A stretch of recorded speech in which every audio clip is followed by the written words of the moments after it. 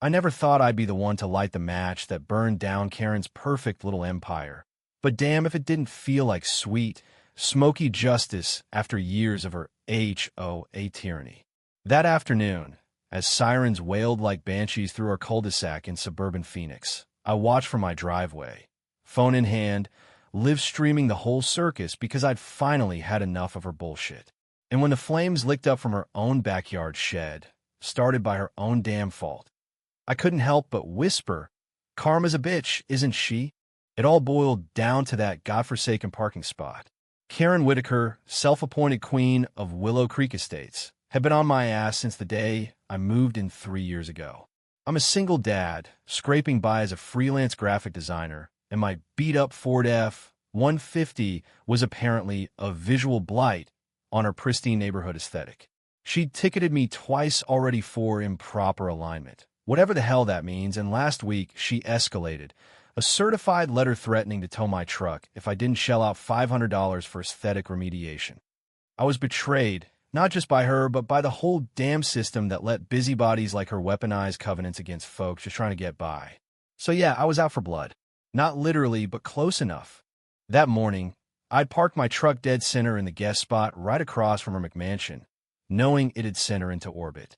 Sure enough, by noon, she was out there in her visor and whistle, clipboard in hand, screeching about violations. "This is a family community, Mr. Ramirez. Your rust bucket is scaring the children." Never mind that my daughter Sophia was one of those children, playing hopscotch 2 houses down. I just shrugged from my porch, sipping my iced tea, letting her foam at the mouth. That's when the text started blowing up the neighborhood group chat. A brush fire in the empty lot behind her place, sparked by the drought-dry winds and her idiot landscaper's forgotten cigarette butt. Fire department en route. No biggie, right? Except Karen didn't get the memo. The fire truck barreled down Elm Street around 2 p.m., lights flashing like a Vegas show, horns blaring. But there she was, planted like a sequoia in the middle of the road, waving her arms like she was directing traffic at the Indy 500. "Stop! You can't park here. This is reserved for residents only." The firefighters, big guys in turnout gear, looking baffled as hell, piled out trying to reason with her. "Ma'am, we have an emergency. Step aside, please." But Karen? Oh, she went full viral meltdown. "Emergency? This is an emergency. Your oversized toy is blocking the flow of this street.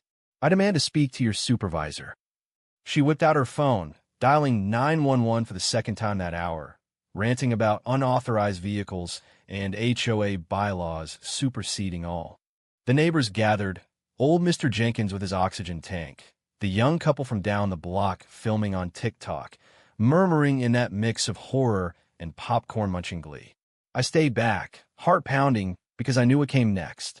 One of the firefighters spotted the smoke first, thin tendrils snaking up from Karen's own backyard. "Hey, that's coming from your property," he yelled, pointing. Her face?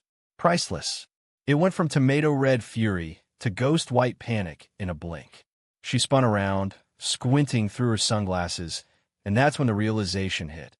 Her precious shed, stuffed with holiday decorations and enforcement files on all of us, was fully engulfed. The flames had jumped the fence, licking at her prized rose trellis. No, that's not. "I called about the truck," she wailed, but the crew was already uncoiling hoses, barking orders. Too late for heroics, too late for anything but chaos. By the time the cops rolled up, sirens syncing with the crackle of fire, Karen was a sobbing mess on her manicured lawn, mascara streaking like war paint. The lead firefighter, a no-nonsense woman named Rodriguez, laid it out straight. Obstructing emergency vehicles is a misdemeanor in Arizona, punishable by up to 6 months in county and a $2,500 fine. "You delayed response by 7 minutes, ma'am. That fire could have spread to the whole block." Karen's protests? A garbled mess of but the parking, the rules. The officer cuffed her right there, neighbors gasping as she was marched to the squad car, her whistle dangling like a broken dream. I caught it all on video. Millions of views by midnight. Hashtags like HOA Karen Burns and Parking Wars Gone Wrong trending nationwide. The backlash was biblical.